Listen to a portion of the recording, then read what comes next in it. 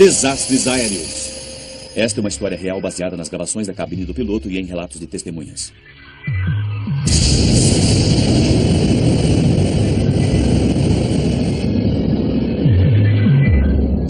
Não consigo ver nada. Droga, saímos do curso. Não consigo completamente fora. No dia 1º de junho de 1999, quando um jato da American Airlines se preparava para aterrissar em meio a uma forte tempestade, os passageiros sabiam que a situação era perigosa. Eu não sei o que me fez ver tão claramente, mas tão claramente que teríamos problemas. Oh, não! Mais um!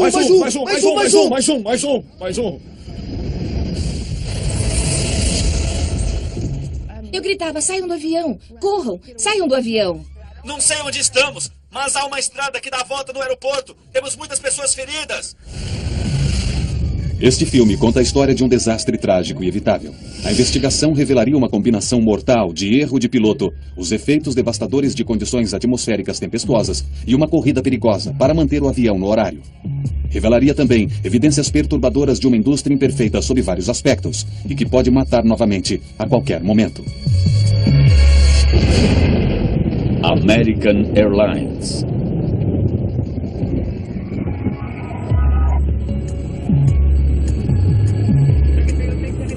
Apesar de aeronaves confiáveis e treinamento intensivo, as empresas aéreas modernas e suas tripulações enfrentam pressões sem precedentes. A intensa competição industrial exige que todo o sistema, desde os planejadores de voo aos pilotos, seja eficiente e pontual. As pressões que isso pode trazer representaram um papel vital na perda do voo 1420. Para uma grande operadora como a American Airlines, as pressões começam com a tarefa complexa de programar sua extensa frota. Dispatchers direcionam os aviões ao redor do mundo em uma dança cuidadosamente coreografada. A tensão em manter essa eficiência afeta o sistema inteiro. É claro que a competição tornou-se muito intensa. Há uma grande pressão sobre os dispatchers, pilotos, atendentes de voo e basicamente toda a infraestrutura para concluir a missão e ganhar dinheiro. Todos os esforços são feitos para assegurar que nada rompa esses frágeis esquemas. Entretanto, há uma variável que nenhuma empresa aérea pode controlar: o tempo. Os estados do sul dos Estados Unidos são especialmente propensos a condições atmosféricas rigorosas, onde tempestades não apenas provocam atrasos, mas trazem perigos extremos a jatos comerciais.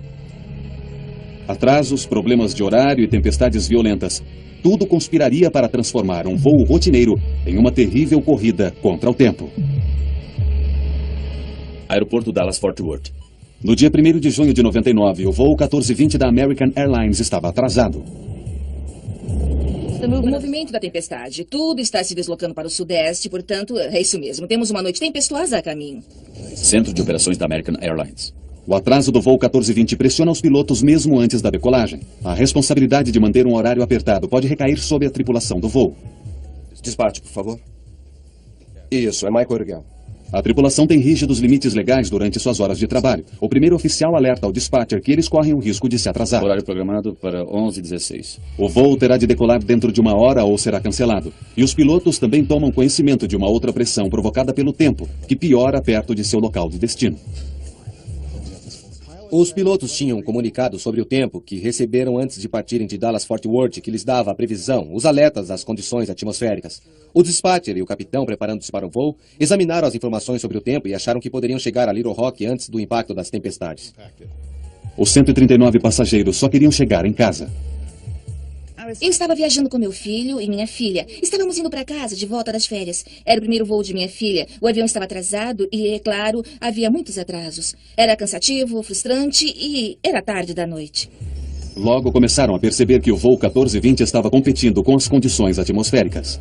Quando nos chamaram para embarcar, queriam que nos acomodássemos depressa. Vamos, pronto. Sentem-se, coloquem os seus cintos. Vamos decolar. Eles mencionaram que o tempo entre nós e Little Rock estava ruim e queriam chegar antes que o mau tempo atingisse Little Rock. Finalmente, mais de 2 horas além do programado, o voo 1420 deixa Dallas. A tripulação desconhecia que as tempestades já estavam se movendo em direção a Little Rock. 40 minutos depois, o 1420 está a 160 quilômetros de seu destino. 30 minutos até Little Rock. Nesse ponto, a transcrição da caixa preta revela uma rotina calma e tranquila na cabine dos pilotos. American 1420, ainda quer mais baixo? Até agora tudo bem. Até agora tudo bem. American 1420, manteremos contato. O primeiro oficial no American 1420 era o Neil Hire. Ele havia recentemente completado o treinamento e tinha sido colocado em dupla em uma de suas primeiras viagens com seu capitão orientador. Portanto, temos um piloto bastante experiente sentado no assento esquerdo em dupla com Neil Hire. Bushman e Origel estão tranquilos enquanto planejam sua chegada e aterrissagem. 25 por 24 está em posição. Acho que essa coisa vai funcionar bem? Sim, estamos chegando ao peso máximo da aterrissagem. Tem uma lua lá fora. Ou será uma nave espacial? É a nave-mãe. Desativando o controle. Os pilotos estão bem atentos às tempestades à sua frente. O radar do tempo de bordo escaneia uma área do céu em forma de cone à frente do avião. As tempestades potencialmente fortes aparecem em vermelho. Aí está o nosso grande problema. Temos que chegar lá bem depressa. Não gosto disso. É relâmpago. É mesmo. O dispatcher da American Airlines emitiu uma atualização sobre a forma e a formação das tempestades. Estão se movimentando de leste para oeste em direção a Little Rock e podem ser um problema para o nosso pouso. Eu sugiro acelerar nossa chegada. O dispatcher deu a essa tripulação a informação sobre o tempo. Para ele parecia que haveria um espaço, ou o que ele chamou de pista de boliche, onde você tem dois tipos de tempestades, ou duas tempestades com um espaço entre elas. E se a tripulação do voo conseguisse acelerar a sua chegada a Little Rock, provavelmente poderia chegar àquela abertura antes que as duas tempestades se juntassem. À medida que o voo 1420 descia, o plano de vencer as tempestades estava em vias de dar errado. Os pilotos não tinham conhecimento de que as paredes da pista de boliche estavam se fechando.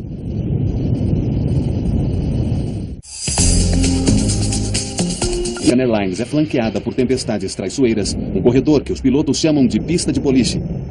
Com 13 quilômetros pela frente, a rota até Little Rock ainda parece estar livre. 23 minutos para Little Rock. Lá está a pista de boliche, bem ali. Eu sei. Na verdade, tem luzes na cidade, daquele lado. Já vai descer? Ainda não, mas logo. Estamos a cerca de 13 quilômetros do aeroporto e estamos começando nossa descida. É um belo show de luzes na lateral da aeronave e vamos passar por ela em nosso caminho a Little Rock. Foi um prazer tê-los a bordo neste nosso breve voo e gostaria de aproveitar a oportunidade para agradecer por voarem pela American Airlines. Os relâmpagos pareciam estar dos dois lados. Eles iluminavam o interior do avião. Eram muito rápidos, sabe? Do tipo brilhantes, barulhentos, e chegou a dar um pouco de medo. Havia um show de luzes à esquerda. Normalmente isso não é para chamar a atenção. Se você está passando pelo Grand Canyon, aí sim, mas não se trata de um show de relâmpagos. À medida que o avião descia, trechos da gravação na cabine dos pilotos mostravam que eles estavam cientes do mau tempo à sua frente. Só alguns relâmpagos ali adiante. Mas vamos ficar bem. Olha Isso. ali. Bem lá embaixo na pista de boliche. Como diriam meus amigos, vai ser legal. Legal. Beleza. É isso aí. 1420 a 11,3 por 10 mil. Quando os pilotos contatam o controlador de tráfego aéreo de Little Rock, ele dá o primeiro de uma série de avisos alarmantes sobre o tempo. Aeroporto de Little Rock, Arkansas. Temos uma tempestade bem a noroeste do aeroporto se movendo pela região. O vento está a 280 a 28 rajadas 44. E terei novas informações sobre o tempo em instantes. Ventos fortes chegam a até 80 km por hora, o suficiente para levantar telhas de casas. Os ventos laterais representam um enorme risco para o voo 1420. Eles fazem com que seja difícil controlar o avião na aterrissagem. Os pilotos precisam determinar rapidamente se estão dentro de limites de segurança. Eles calculam a força dos ventos laterais de seus ângulos até a aproximação final. Tudo bem, então isso é 280 a 44. Ventos a 4,4. Tudo bem, próximo ao limite. Mas está a 40 graus fora. Quer dizer, você não está fora do limite por causa do ângulo, mas está bem perto. Comissários, preparem-se para a aterrissagem, por favor. A atenção dos pilotos se volta agora para o mau tempo à frente. Ele disse que a tempestade está a noroeste do campo? Ele disse noroeste. Tempestade com relâmpagos. Mas a tarefa de rastrear as tempestades que se movem fica mais difícil pela ausência de radares sofisticados em Little Rock. American 1420, seu equipamento é muito melhor do que o meu aqui. Como está a 22F? O que foi isso? Conseguimos ver o aeroporto, mas com bastante dificuldade. Devemos conseguir 2-2. Essa tempestade está se aproximando como se o radar está indicando. Só um pouco mais distante do que pensava. O controlador continua. Seu radar é melhor do que o meu e assim por diante. O controlador nesse acidente tinha um conjunto de radares monocromáticos, ou basicamente quase um conjunto de radares preto e branco, e não podia determinar a intensidade da tempestade. Alerta, ventos fortes. O controlador traz mais más notícias. Wind shear é uma súbita mudança na direção do vento a uma curta distância. E é um dos elementos mais temidos de uma forte tempestade. Para combater os ventos que mudam constantemente, os pilotos são forçados a descartar sua aproximação anterior e começar de novo. Eles precisam reverter a direção de sua aproximação, e por isso eles aterrissarão em direção ao vento. Vamos precisar de... Seria preferível irmos em direção ao vento, senhor. A decisão do piloto de pousar na posição oposta é uma atitude prudente, mas criará sérios problemas.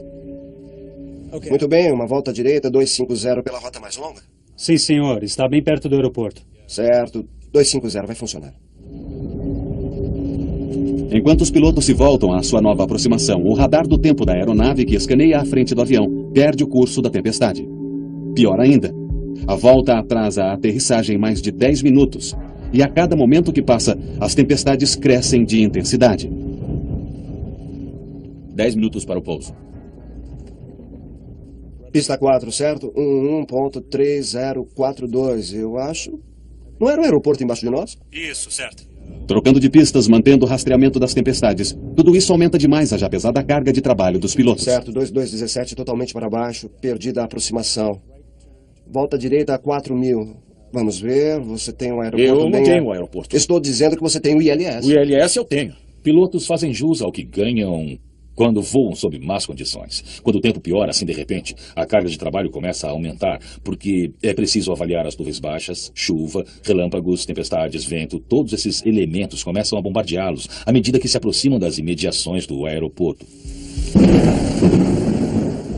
American 1420, parece que a segunda parte da tempestade está se movimentando. O vento agora é de 340 a 16, soprando a 34. Com a tempestade piorando, os pilotos precisam chegar ao aeroporto o mais rápido possível. Quer aceitar a aproximação mais curta? Mas só se você conseguir ver a pista, porque eu mal consigo vê-la. Olha, está bem ali. Tudo bem. Viu? Apenas aponte para mim na direção certa, então eu começo a diminuir. Me dê os flaps 11. As transcrições agora revelam crescente confusão na cabine de voo, à medida que o capitão faz o máximo para determinar a posição do aeroporto. Então, percebeu alguma coisa? Viu o aeroporto ali? Onde? Ali, tá vendo? Você está no ponto certo para isso, tá bem ali. Eu estou no ponto certo? É como uma curva descendente, estamos indo e lá está, bem ali. Eu perdi ela, não tenho como manter no visual. Os pilotos agora precisam abandonar sua aproximação visual direta e solicitar ajuda aos sistemas de instrumentos de aterrissagem de Little Rock, mas isso atrasa ainda mais a aterrissagem. American 1420, aproximação. Certo, American 1420. Há uma nuvem entre nós e o aeroporto e nós perdemos o campo. Estamos em um vetor... Bem, basicamente estamos no último vetor que nos forneceu, que é como uma curva descendente. American 1420, se voar em direção a 220, eu levo você para o ILS. Essas imagens de noticiários mostram a tempestade na noite do acidente. Nas pistas, a chuva forte compromete ainda mais a visibilidade. O capitão Bushman começa a ficar frustrado. Sabe, eu detesto voar assim à noite com um tempo desse, sem ter qualquer noção de onde estamos. O que realmente me incomodava era que eu sabia que estávamos cada vez mais baixo, e eu sabia que a chuva não iria passar e que nós estávamos sacolejando demais de um lado para o outro. Veja, estamos indo bem para o meio dessa coisa. Certo. American 1420 se aproximando. Eu sei que está fazendo o melhor que pode, senhor, mas estamos chegando muito perto dessa tempestade. E é preciso manter o controle. O avião estava balançando de um lado para o outro, estava ficando instável demais. Eu não sei que me ver tão claramente, mas tão claramente que teríamos problemas. Eu não sei o que provocou aquilo. Quando o voo 1420 se alinha para a aproximação final, eles estão indo direto para o centro de uma tempestade. A situação do voo 1420 está para ficar ainda pior.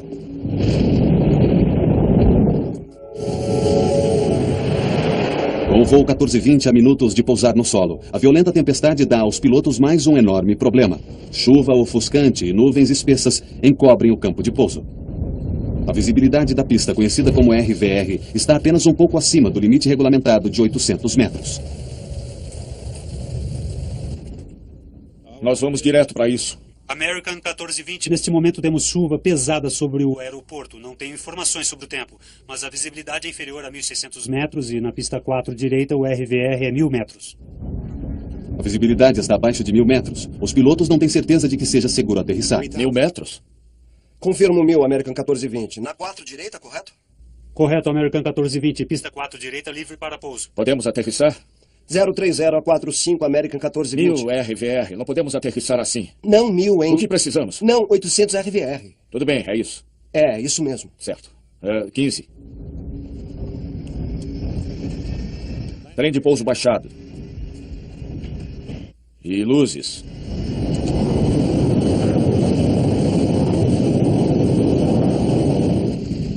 Enquanto descíamos no meio de uma nuvem muito escura. A chuva parecia vir na horizontal. Aparentemente, ventava muito, pois o avião estava balançando demais. Eu nunca vi isto antes. Apertei meu cinto, quase me incomodando. E eu estava tão preocupado que coloquei de novo meus sapatos e fiquei preparado. O que estava acontecendo me deixava muito nervoso. Os ventos laterais estavam acima do limite. Os pilotos poderiam ter se desviado para um outro aeroporto, mas não o fizeram. E o tempo ficava pior. Alerta de wind shear. Vento centro do campo 350 a 32 rajadas 45. Vento limite norte 310 a 29. Vento limite nordeste 320 a 32. Os solavancos pareciam estar muito mais fortes do que antes. Você podia dizer que a trovoada estava perto demais do avião. Eu achava que se eles estivessem tentando aterrissar com aquele tempo, nós íamos nos arrebentar. Flaps 28. Mais 20. E então, a visibilidade caiu dramaticamente abaixo do limite. American 1420, pista 4 direita, RVR está agora a 550. Droga! Os pilotos estão confusos. Sob pressão, eles começam a cometer erros. Não vejo nada. Procurando 460. Está ali. Não conseguia ver nada. O vento jogava o avião violentamente. O vento lateral era tanto que fiquei com medo que fôssemos aterrissar sobre uma asa. Parecia que íamos cair de pico. A coisa estava feia demais. Quer flaps 40? Claro, eu já pedi. Eu sabia que pelo jeito que ele estava pilotando o avião e pelo barulho dos motores, ele estava tentando se alinhar com a pista e não conseguia vê-la. Eu não conseguia vê-la, mas eu podia dizer que estava perto e eu continuava pensando, onde está a pista? 330 metros. 20. 40 terra. Isso está muito difícil. Olha, o vento está a 330 a 28. Eu vou permanecer acima um pouco. Tá vendo a pista à sua direita, capitão? Não. Eu vejo a pista. Está bem no curso. Mantenha. Agora eu vi. A maioria das pessoas no avião se segurava bem firme, só olhando para frente, imóveis.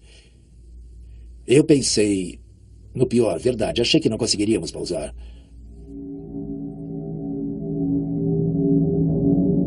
Em meio a uma forte tempestade, o voo 1420 está para aterrissar em Little Rock.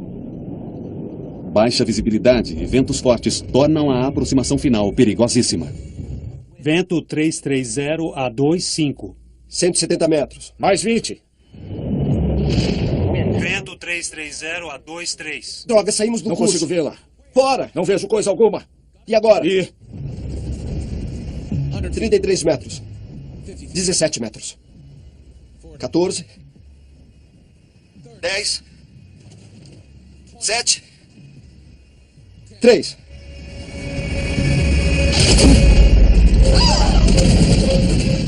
Atingimos a pista muito forte e não diminuímos.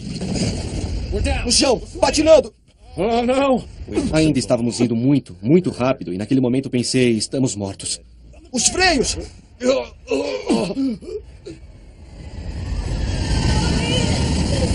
Foi um caos. Aterrorizante. Literalmente aterrorizante. Outro freio! Outro!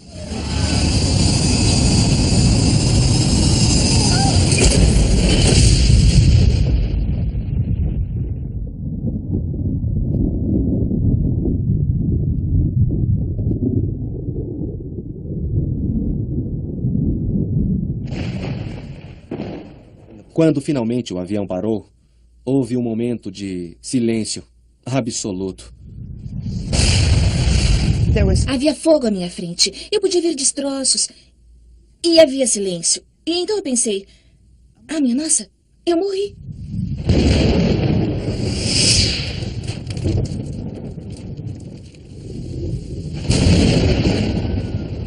Naqueles minutos, eu ouvi um grito fraco. E senti que ficava cada vez mais alto, como se fosse um megafone. E me dei conta, era minha filha. E eu fiquei, como que... Bom, certo, temos que sair daqui, sabe? Temos que fazer alguma coisa. Os passageiros fizeram de tudo para sair antes que o fogo tomasse conta da cabine. Eu tive o omoplata quebrado, o ombro deslocado e costelas trincadas e todo tipo de coisa, mas eu não senti nada. Eu só queria sair. Eu não iria morrer dentro daquela coisa. Devo ter saído daquele avião em 20 segundos. Foi como guerra. Vai, vai, vai. Eu gritava, saiam do avião. Corram, saiam do avião. Corram, corram, corram.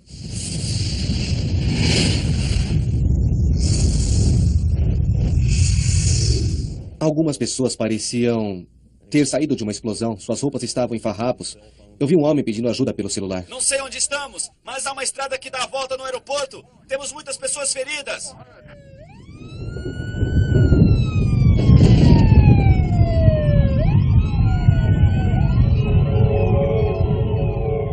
A mais de 160 km por hora, a aeronave ultrapassou o fim da pista, afundou em um aterro de 8 metros e bateu pesadamente contra uma estrutura de aço. O avião se partiu em vários pedaços. Os destroços finalmente pararam nas margens barrentas do rio Arkansas.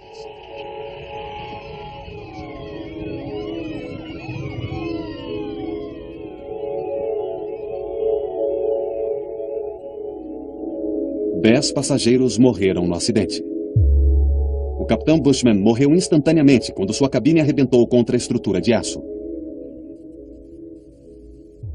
Foi uma vergonha eu não ter feito mais para salvar as pessoas. Esse é o meu pior pesadelo.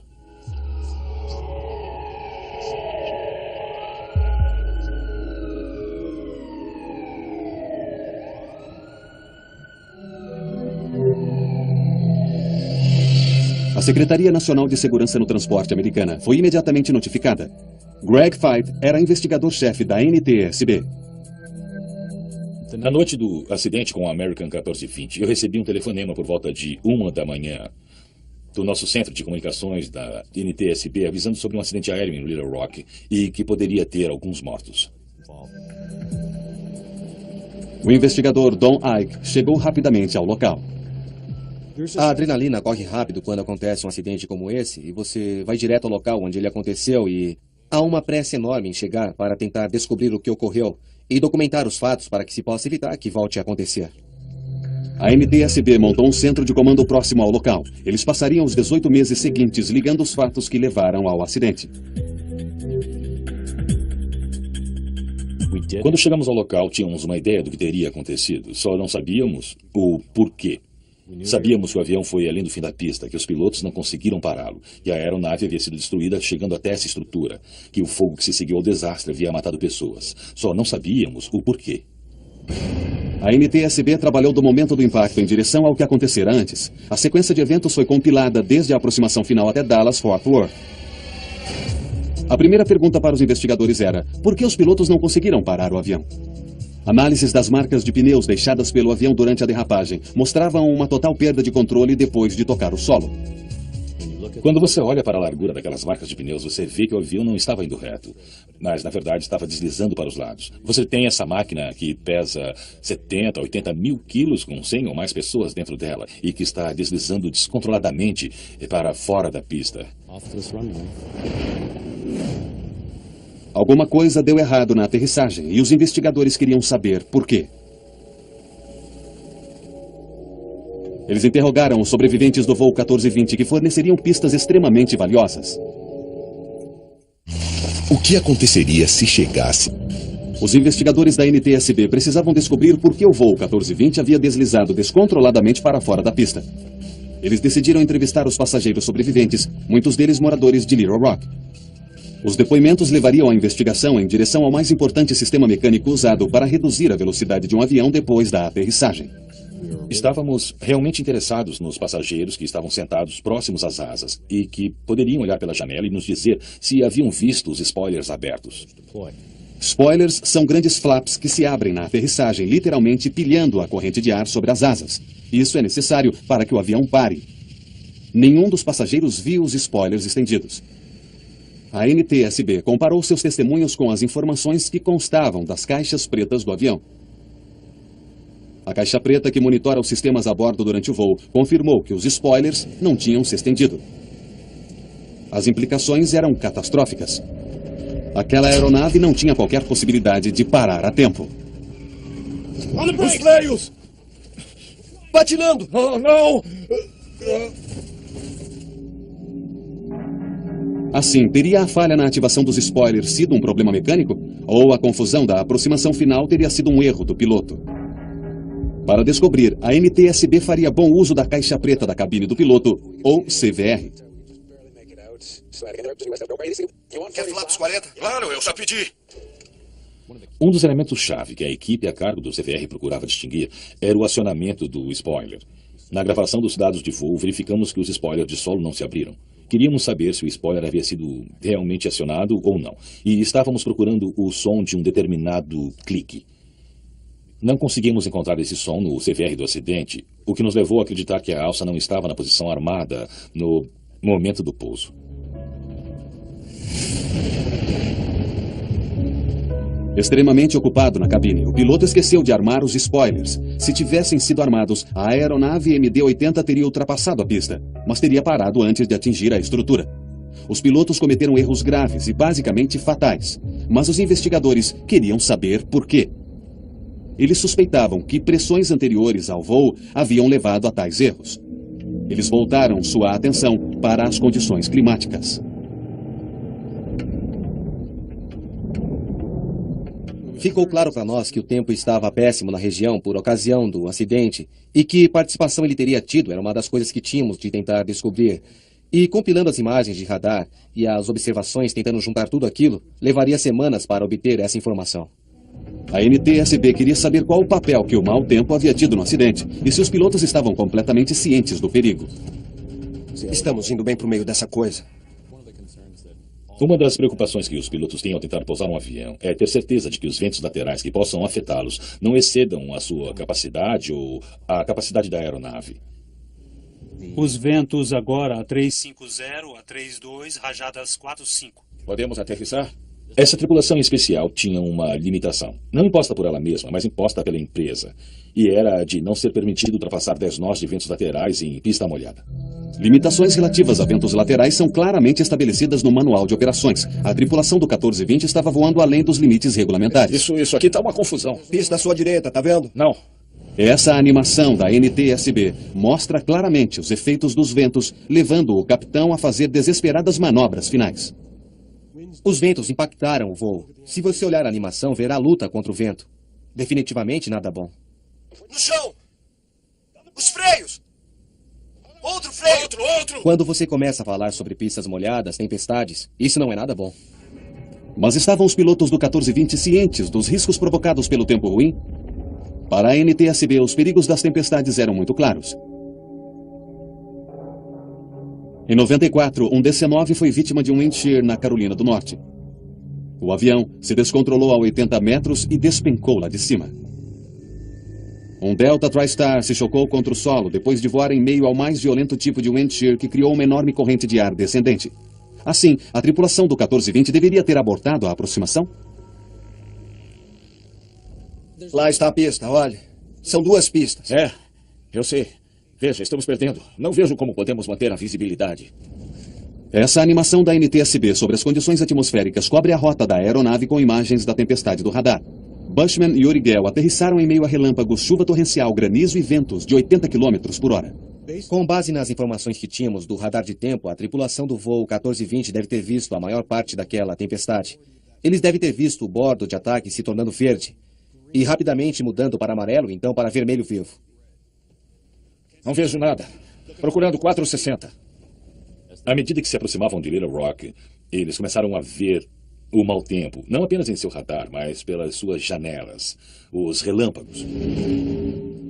E uma das principais afirmações que esse capitão fez, e que basicamente resume o voo todo, foi a seguinte: eu detesto voar assim à noite com um tempo desse, sem ter qualquer noção de onde estamos. Detesto voar assim à noite sem saber onde estou. E essa afirmação foi essencial. Foi naquele momento que um capitão experiente com 10 mil horas deveria ter abandonado a aproximação para Little Rock e ter ido para um aeroporto alternativo, ou ter voltado para Dallas. Mas fazer uma afirmação daquelas e continuar a aproximação para um aeroporto onde está havendo uma tempestade seria um desastre na certa. Mas os pilotos não foram os únicos a ser fortemente criticados. À medida que a investigação avançava, a política de voo da American Airlines ficaria sob fogo cerrado e um amplo escândalo industrial estava prestes a ser exposto. Durante meses depois do acidente do voo 1420, a NTSB mergulhou mais fundo nas circunstâncias que cercavam o acidente em Little Rock. A pergunta era, quem seria o responsável? A American Airlines estava relutante em admitir que seus pilotos haviam conscientemente voado em direção a uma perigosa tempestade. Inicialmente, eles tentaram pôr a culpa no controlador de Little Rock. A American propôs ação legal contra as autoridades responsáveis pelos controladores do aeroporto. Os advogados da American alegavam que a tripulação do voo 1420 não recebera todas as informações sobre as condições atmosféricas em curso. American 1420, seu equipamento é muito melhor do que o meu aqui. O que eu tenho é 22F. Mas após entrevistar o controlador em Little Rock, os investigadores não se convenceram. É extremamente improvável que a tripulação não estivesse suficientemente informada sobre as condições do tempo e a sua gravidade. Não apenas durante o percurso, mas, claro, durante o andamento da aterrissagem em Little Rock. O foco se voltou para os pilotos. Advogados representando os passageiros estavam determinados a fazer com que a American Airlines assumisse a responsabilidade pelo acidente. Quer dizer, trata-se de dinheiro de uma certa forma.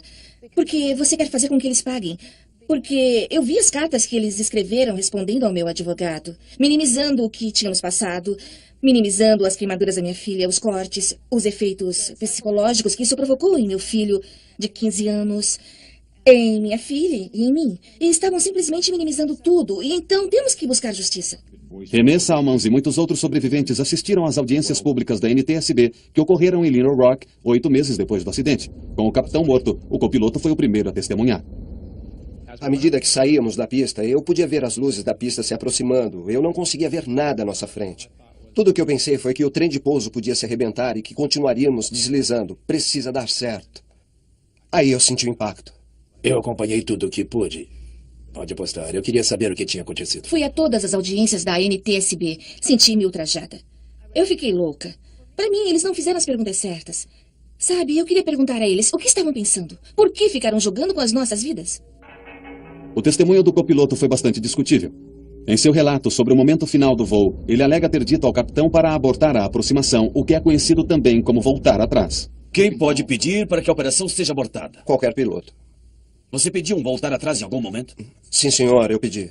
Parece que depois de ouvir novamente a gravação, você consegue ouvir o voltar atrás. Parece que ele falava ao mesmo tempo que eu. E eu olhei para ele e ele levou o avião de volta ao curso. Entretanto, quando especialistas da NTSB estudaram as gravações de vozes na cabine, eles não ouviram tal afirmação. Droga, saímos do curso. Não consigo ver. Estamos fora. Apesar dele continuar mantendo aquele depoimento, nunca pudemos validá-lo. Aquilo levou a uma descoberta controvertida, porque não tínhamos certeza de que aquilo tivesse acontecido ou não. A NTSB foi firme em suas perguntas ao copiloto, mas o treinamento da American Airlines também não era falho? Greg Feit colocou um dos gerentes da American Airlines no banco de testemunhas. Quais eram as regras para os pilotos voarem em meio a tempestades? Quando perguntado, ele respondeu apenas que simplesmente não queria seus pilotos voando naquelas condições atmosféricas. Nossos pilotos estão proibidos de entrar ou sair de um terminal cuja área esteja coberta por tempestades. Para a NTSB, essa política simplesmente não era clara o suficiente. Bom, essa é uma exigência muito subjetiva para um piloto. Pilotos precisam de limites. Você precisa estabelecer limites. Se há atividade convectiva, ou seja, tempestades acontecendo, e isso dentro de 5 milhas marítimas do aeroporto, se há relâmpagos e se há wind shear, então não vá.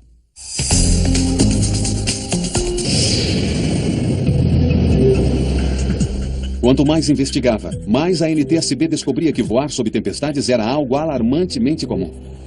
Evidências extraordinárias dadas nas audiências revelaram que o problema era de toda a indústria.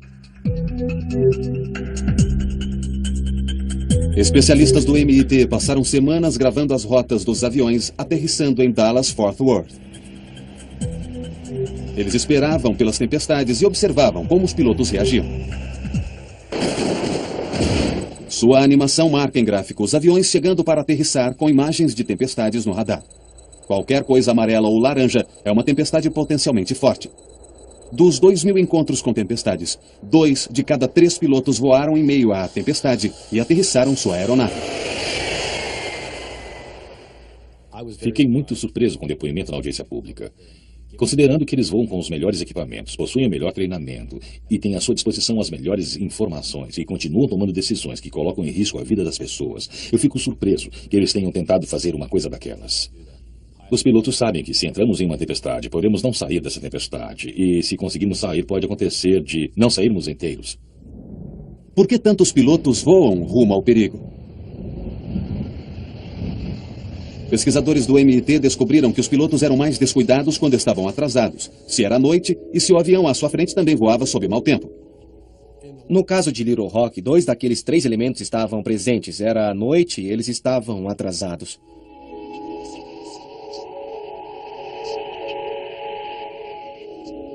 A investigação do MIT era uma prova perturbadora de que o acidente em Little Rock era parte de um problema ainda maior. Falando claramente, não estamos vendo um grande progresso. Há um tempo limitado para treinamento. O tempo ruim foi fundamental na criação de um ambiente propício a esse acidente. Nós achamos que não haja justificativa para que qualquer operação seja levada a termo nessas condições. Os riscos advindos de condições atmosféricas severas são conhecidos e a operação deveria ter sido suspensa. Nada de voo.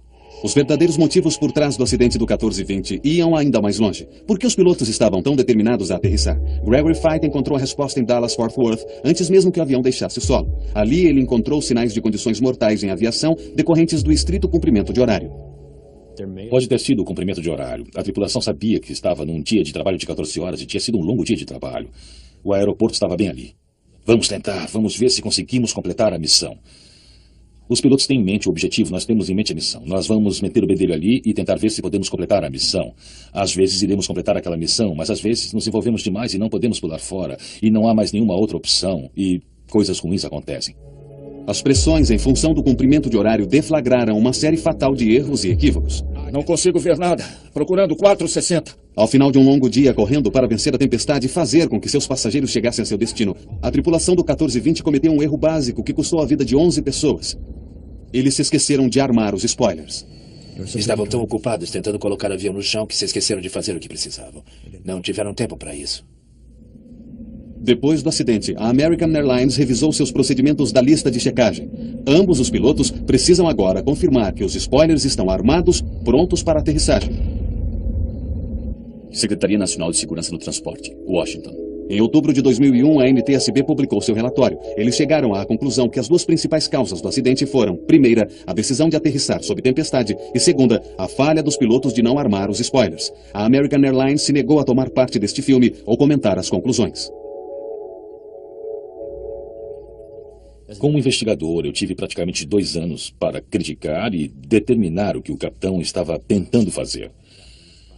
Aquele capitão em especial teve segundos para tomar decisões baseadas nas informações que estava recebendo. E não é justo que um investigador de acidentes como eu comece a apontar os culpados.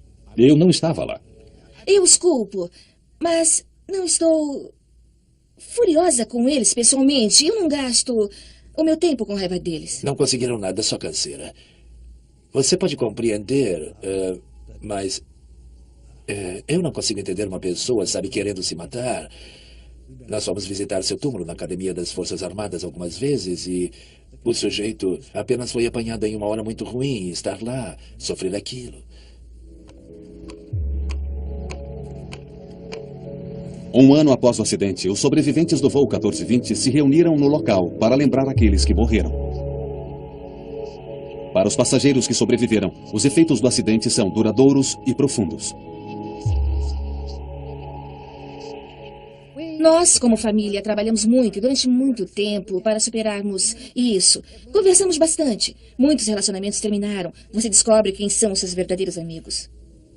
Eu não consegui esquecer o que aconteceu com as pessoas no avião. A vida é uma coisa preciosa e, sem dúvida alguma, estamos aqui por um breve espaço de tempo e, de repente, sua vida parece ter a duração de apenas 1,5 segundos. Me perguntam se eu estou bem. Eu não estou bem. Não, nunca estarei bem. Que negócio é esse de estar bem? Somos diferentes. Eu lido com isso. A vida é assim mesmo. O dia seguinte aconteceu. Quando Adam e eu estávamos no hospital, e Samantha, Adam e eu nos levantamos, olhamos pela janela e mal podíamos acreditar que a vida continuava. Não dava para acreditar, ver os carros passando, ver um dia ensolarado e ver que a vida continuava, porque para nós a vida havia parado.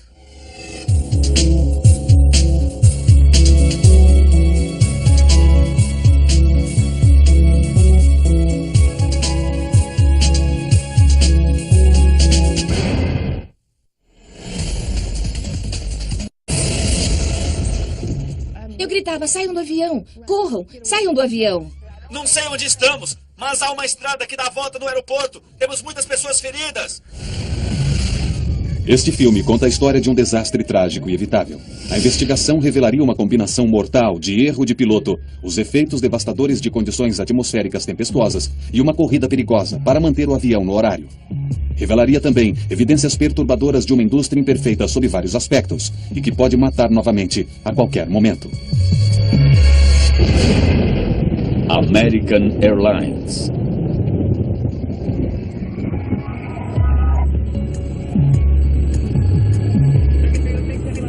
Apesar de aeronaves confiáveis e treinamento intensivo, as empresas aéreas modernas e suas tripulações enfrentam pressões sem precedentes.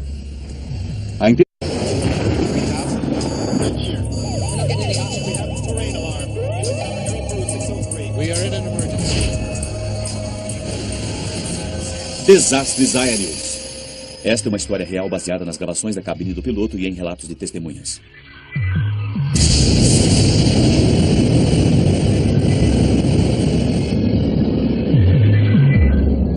Não consigo ver nada. Droga, saímos do curso. Não consigo completamente fora.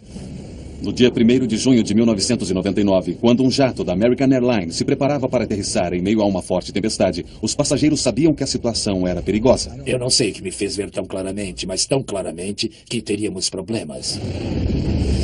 Oh, não! Mais um! Entretanto, há uma variável que nenhuma empresa aérea pode controlar: o tempo. Os estados do sul dos Estados Unidos são especialmente propensos a condições atmosféricas rigorosas, onde tempestades não apenas provocam atrasos, mas trazem perigos extremos a jatos comerciais. Atrasos, problemas de horário e tempestades violentas, tudo conspiraria para transformar um voo rotineiro em uma terrível corrida contra o tempo. Aeroporto Dallas-Fort Worth. No dia 1º de junho de 99, o voo 1420 da American Airlines estava atrasado. O movimento da tempestade. Tudo está se deslocando para o sudeste, portanto, é isso mesmo. Temos uma noite tempestuosa a caminho. Centro de Operações da American Airlines. O atraso do voo 1420 pressiona os pilotos mesmo antes da decolagem. A responsabilidade de manter um horário apertado pode recair sobre a tripulação do voo. Despache, por favor. Isso, é Michael Urgel. A tripulação tem rígidos limites legais durante suas horas de trabalho. O primeiro oficial alerta ao dispatcher que eles correm o risco de se atrasar. Horário programado para 11h16. O voo terá de decolar dentro de 1 hora ou será cancelado. E os pilotos também tomam conhecimento de uma outra pressão provocada pelo tempo, que piora perto de seu local de destino. Os pilotos tinham comunicado sobre o tempo que receberam antes de partirem de Dallas-Fort Worth, que lhes dava a previsão, os alertas das condições atmosféricas. O dispatcher e o capitão, preparando-se para o voo, examinaram as informações sobre o tempo e acharam que poderiam chegar a Little Rock antes do impacto das tempestades. Os 139 passageiros só queriam chegar em casa. Eu estava viajando com meu filho e minha filha. Estávamos indo para casa de volta das férias. Era o primeiro voo de minha filha. O avião estava atrasado e, é claro, havia muitos atrasos. Essa competição industrial exige que todo o sistema, desde os planejadores de voo aos pilotos, seja eficiente e pontual. As pressões que isso pode trazer representaram um papel vital na perda do voo 1420. Para uma grande operadora como a American Airlines, as pressões começam com a tarefa complexa de programar sua extensa frota. Dispatchers direcionam os aviões ao redor do mundo em uma dança cuidadosamente coreografada. A tensão em manter essa eficiência afeta o sistema inteiro. É claro que a competição tornou-se muito intensa. Há uma grande pressão sobre os dispatchers, pilotos, atendentes de voo e basicamente toda a infraestrutura para concluir a missão e ganhar dinheiro. Todos os esforços são feitos para assegurar que nada rompa esses frágeis esquemas.